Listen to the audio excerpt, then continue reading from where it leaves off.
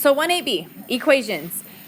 You're going to see words and have to turn them into equations. Can we stop with the chain now? Are we done? So here's what I need you to know. When you see the word is in math, you should always think what? What symbol goes with is? If I say x is 7. X equals 7. Equals, right? Okay, so when you see is in math, you need to think equal sign. All right? Here's what we're going to do with that. This is like example 3. And it's wordy. It's words that you need to turn into an equation. It says an art student. You know what? You don't need to write this down. I'm not going to write this down. Sorry. If you started writing, you can skip this part. Because this is not pertinent information. It's just kind of setting up the problem for you. It says an art student is making a model of a famous court. Okay? So an art student is going to create a model. Do you know what a model is? Yeah. It's like a shrunken down version, right? There's this huge court. We're going to make a model of it. So it needs to be to scale of a court. Here's what you should write down. The length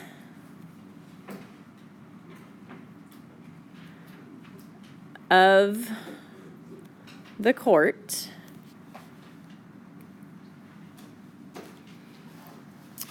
is 2.4 times its width.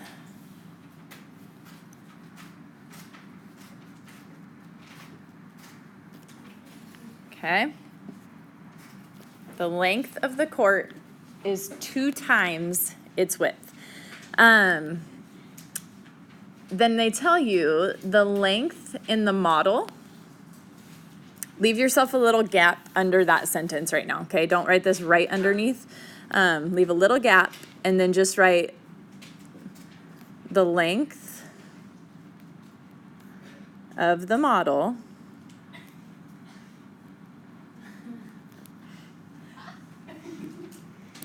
is 54 inches.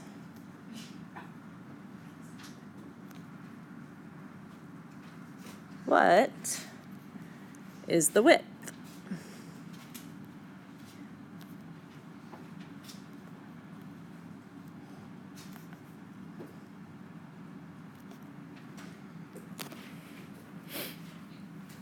All right.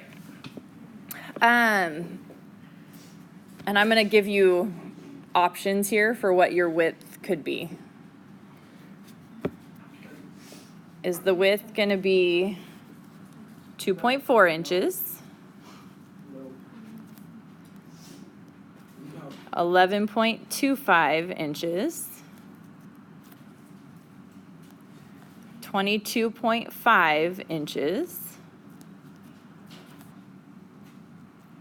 or 129.6 inches.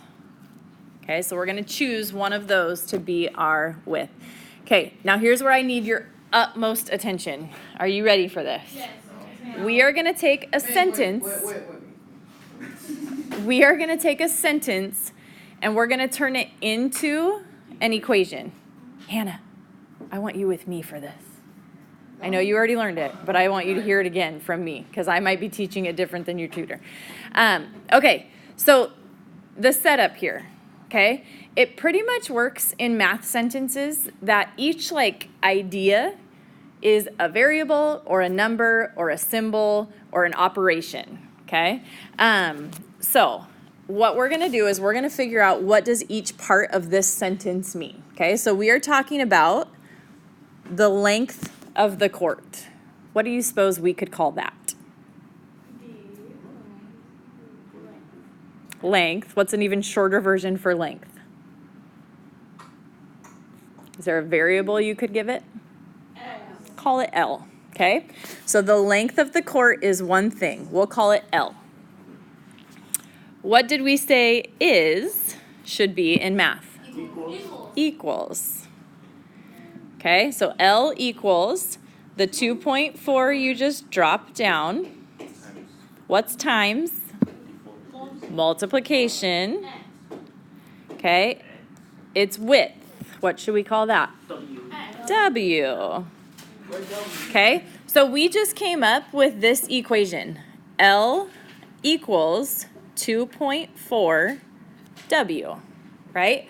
All these words are simplified as that equation. Which would you rather, the words or the equation? Probably the equation, right? So you set up your equation. That's the first part of your problem. This is the first part of your answer. What is the equation? That is our equation, okay? Then it says the length of the model is 54 inches. What is the width? So we're trying to get 54 as the L. So 54 is going to equal 2.4 times something. At this point, I'm not going to teach you how to solve that yet. Some of you might know how to solve it. Anyone know how you solve this for W? How would you use a calculator? What would you plug in? Okay, so it doesn't sound like a lot of you have learned this process yet, which is great. I'm going to teach you this process eventually, just not yet. What you can do to figure this out is plug in the different values and see which one works, right? So let's just be reasonable about it real quick. If I'm taking 2.4 times 129, do you think we're going to get 54 for that?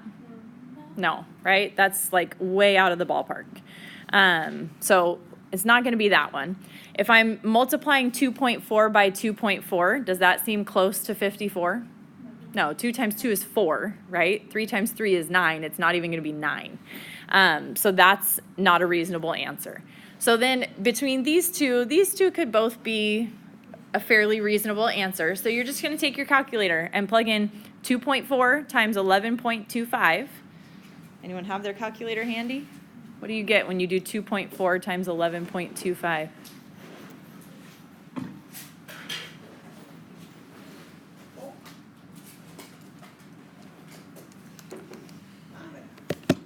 You get 27. Is 27 54? No, right? So you plug in the 22.5. 2.4 times 22.5 is 54. So that one checks out. So your answer should be letter C. Okay? Okay, so what would this be? Write another equation for me. The sentence says,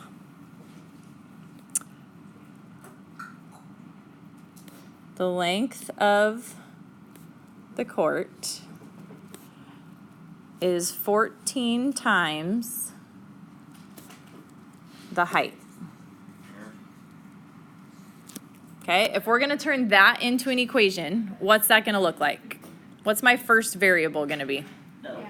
L, okay? That represents what words? The length of the court, right? So this whole thing is L. Then what? Is equals. So is going to be equals. And then what? 14 times H. So 14H. Okay? So you are taking words, excuse me, you're taking words and turning it into numbers, variables, and symbols. Okay? Good on that? Yes. Okay. Then the last thing is mental math. Do you know what mental math is? You're supposed to try to do it in your head, right? Okay, so we're going to do a little bit of mental math. And there's not really a great way for me to like teach you, here's how you do mental math. It's just the process of thinking through it. But I'm going to tell you how you should word it to help you think through it, okay? So if we are doing mental math, that means don't use your calculator, okay? Try to do it without your calculator. First one here, x plus 8 equals 12, okay? What I want you to think is this phrase, what plus 8 will equal 12, right? That's what you're asking yourself. What could I add to 8 to get 12? You get 4. 4 plus 8 is 12. You just have to figure out in your head. You're just trying to do it in your head. Like, what could I add to 8 to get 12? Okay, this one's a little trickier. You got to know your times tables.